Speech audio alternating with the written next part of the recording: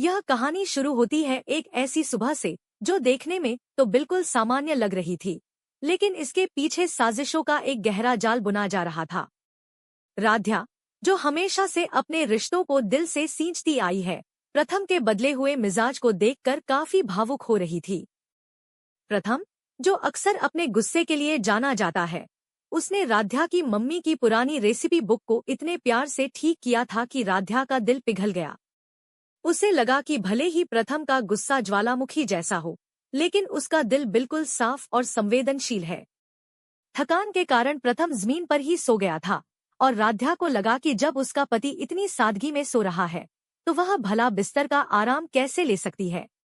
यह एक ऐसा पल था जहां बिना कहे ही बहुत कुछ कह दिया गया था। लेकिन दोस्तों, हर परीक्षा में एक ग्लिच होता है और यहाँ वह ग्लिच थी निहारिका। निहारिका के दिमाग में कोई सामान्य योजना नहीं, बल्कि एक अगले स्तर की खतरनाक रणनीति चल रही थी। वह एक ऐसी दवा का इंतजार कर रही थी जो किसी भी इंसान के मानसिक संतुलन को हिला दे, एक ऐसी दवा जो गुस्से को पूरी तरह भड़काकर इंसान को बेकाबू कर दे। निहारिका की योजना बिल्कुल साफ थी, प्रथम की नियमित दवा को इस जहर से बदल देना, ताकि उसका गुस्सा इतना बढ़ जाए कि वह सबकी नजरों में एक खलनायक बन जाए। रात के अंधेरे में, जब पूरा घर गहरी नींद में था, निहारिका दबे पांव प्रथम के कमरे में घुसती है।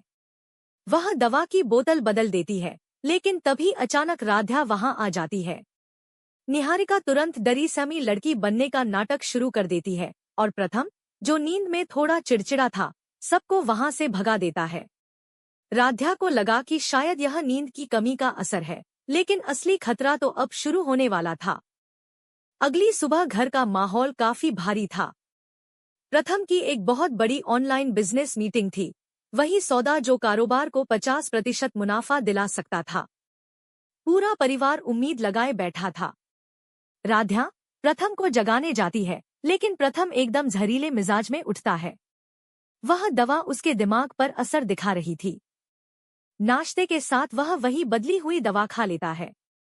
समस्या तब शुरू होती है जब प्रथम अपनी लकी शर्ट ढूंढने लगता है। राध्या ने कमरे की सफाई की थी और शर्ट कहीं नहीं मिल रही थी। बस फिर क्या था, प्रथम का गुस्सा पूरी तरह बेकाबू हो गया।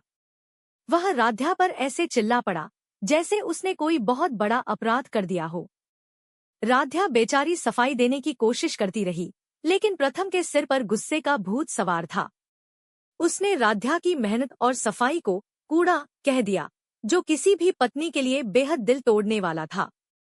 तमाशा देखने के लिए दादी और बुआजी भी आ पहुंचती हैं। उनका काम ही था जख्म पर नमक छिड़कना। उन्होंने राध्या को सुनाना शुरू कर दिया कि वह न तो एक अच्छी बहू बन पाई और न ही अपने पति की पसंद का ध्यान रख सकी। इन सबके बीच निहारिका ने उद्धारकर्ता का किरदार निभाया।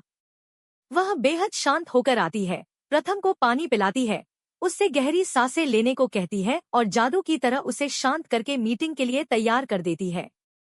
घरवालों को लगने लगता है कि निहारिका ही घर की असली रानी है, जबकि राध्या को सबने एक कोने में खड़ा कर दिया। राध्या का दिल टूट चुका था, लेकिन उसका दिमाग अब भी काम कर रहा था। उसे अजीब लगा कि प्रथम का गुस्सा एकदम से इतना बढ़ा और फिर अचानक इतना कम कैसे हो गया।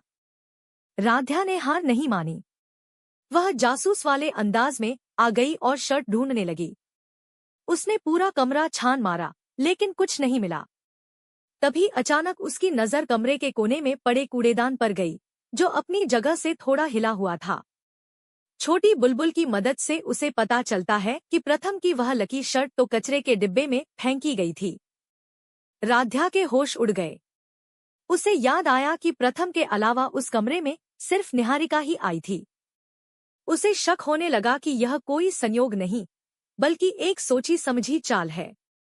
एपिसोड के अंत में राध्या वह शर्ट लेकर सबके सामने आती है, लेकिन उसके दिल में एक गहरी टीस थी, अपने ही घर में इतनी बेइज्जती सहने की। निहारिका ने अपना जाल तो बिछा दिया है, लेकिन राध्या अब सच्चाई की तह तक पहुंचने के लिए पूरी तरह तैयार है।